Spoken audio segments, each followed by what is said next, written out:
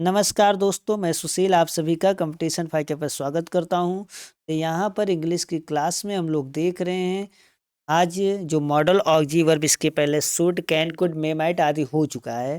तो पिछले लेक्चर्स को आप जाइए डिटेल में, वहाँ पे 10-12 लेक्चर बहुत ही बेसिक समझ के साथ हायर लेवल का वहाँ पे रिकॉर्ड करके मैंने अपलोड किया हुआ है। और टू देख लिए बहुत छोटी चीज़ है। छोटी चीज़ इसलिए है क्योंकि जो हम शुड पढ़े हुए हैं उसी शुड की जगह पर हम लोग ऑट टू का यूज करते हैं और हम ये दिखाने के लिए करते हैं कि क्या चीज़ सही है, व्हाट इज राइट थिंग। किसी चीज़ को बेस्ट थिंग या राइट थिंग बताने के लिए, किसी चीज़ को काम करने के लिए कि यह काम आपको करना चाहिए, ये अच्छा है, उस वही प्रदर्शित करने के लिए शुड का भी यूज होता है और इसी को प्रदर्शित करने के लिए आर्ट टू का भी यूज होता है। लेकिन शुड क्या है, मच मोर कॉमन, ये कुछ ज़्यादा ही कॉमन वर्ड है शुड। आज टू जहाँ जहाँ यूज होता है उन हर जगहों पर हम शुड का यूज आज के ज़माने में कर रहे हैं। अगर निगेटिव आता है तो हम आट नॉट अकेले भी यूज करते हैं, टू नहीं भी यूज करते हैं तो अब भी कोई दिक्कत नहीं है। आट नॉट अकेले भी हो सकता है, ठीक है।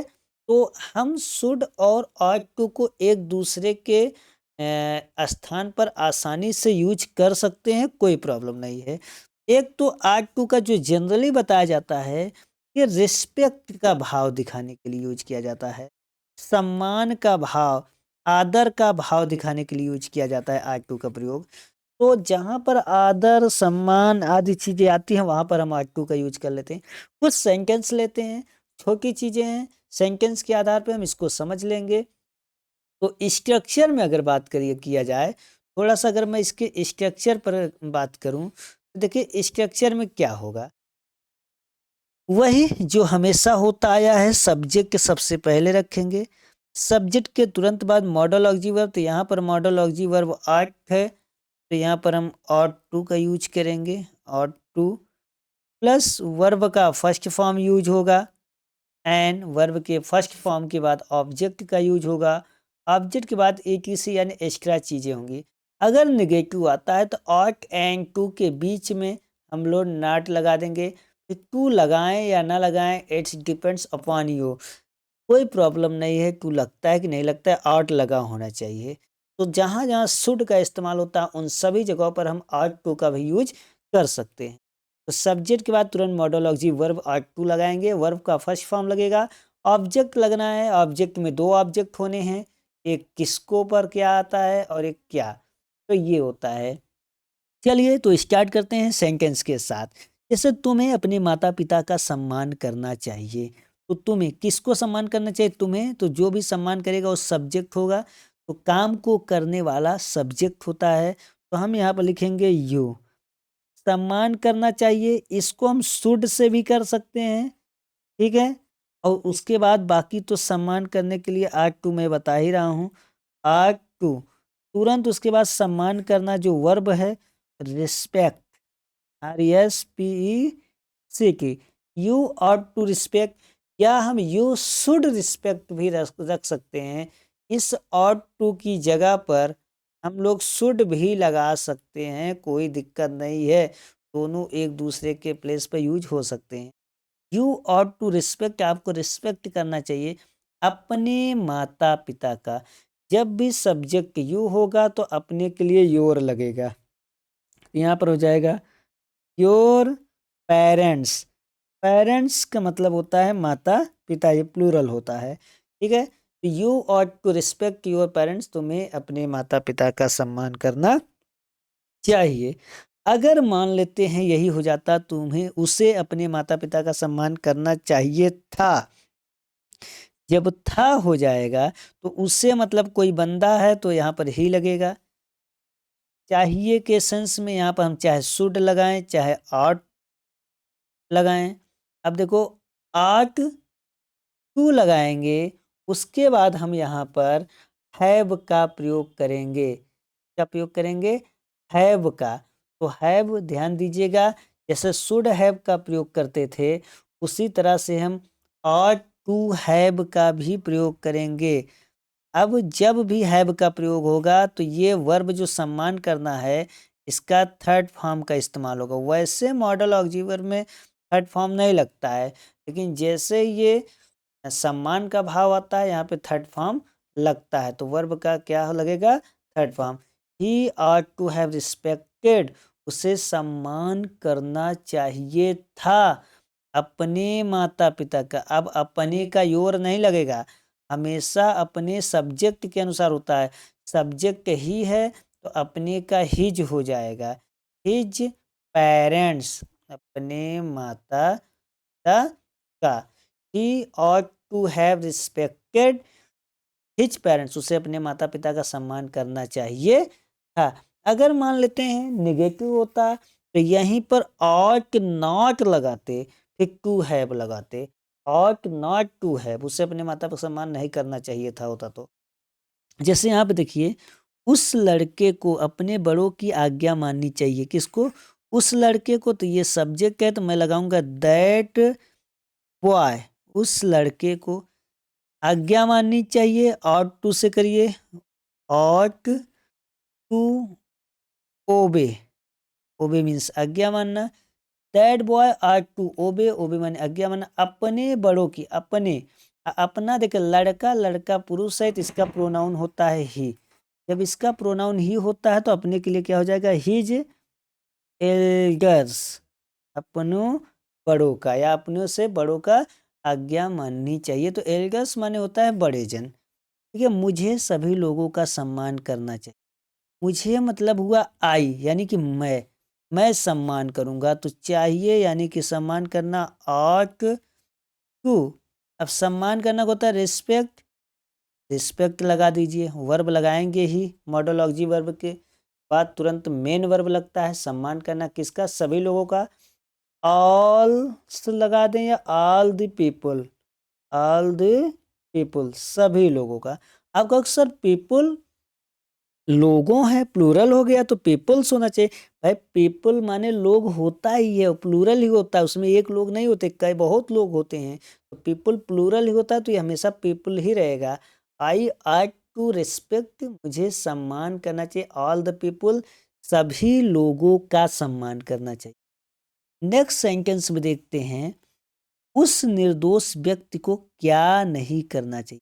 क्या, जब क्या शब्द बीच में आता है तो इस क्या की अंग्रेजी को हम लोग पहले लिखते हैं। हम इसके पहले स्ट्रक्चर में देख चुके हैं। व्हाट, जैसे व्हाट लगाए तो यहाँ पर हम देखेंगे कि ये किसका यूज है। या तो हम इसको शुड से करेंगे या तो ऑट से करेंगे। तो शुड से हम पढ़ लिए हैं तो हम इसको ऑट से करेंगे। तो यहाँ मॉडल ऑक्सिलरी वर्ब तुरंत लगाएंगे ऑट। जैसे ऑट लगाएंगे, अब सब्जेक्ट, सब्जेक्ट उस निर्दोष व्यक्ति को, उस निर्दोष व्यक्ति को मतलब दैट, एक वचन है तो दैट, बहुवचन होता तो उसका होता those. That innocent, that innocent person, man, boy, कुछ भी आप कर सकते हैं। What are that innocent person not to, not लगाएंगे उसके बाद टू लगाएंगे। जैसे मैंने कहा था आर्ट टू अगर है निगेटिव है तो हम इसके बीच में क्या लगा देंगे? नॉट। आर्ट जब पहले चला गया तो सब्जेक्ट आ गया तो बाकी चीजें वहीं रहेंगी ना। यहाँ देखिए सब्जेक्ट के बाद नॉट टू, करना, टू मीन्स होता है करना। तो उस निर्दोष व्यक्ति को क्या नहीं करना चाहिए। अब यहाँ था है तो था है तो नॉट टू के बाद यहाँ पर इस पोजीशन पर हैव लग जाएगा। पोजीशन पर क्या लग जाएगा?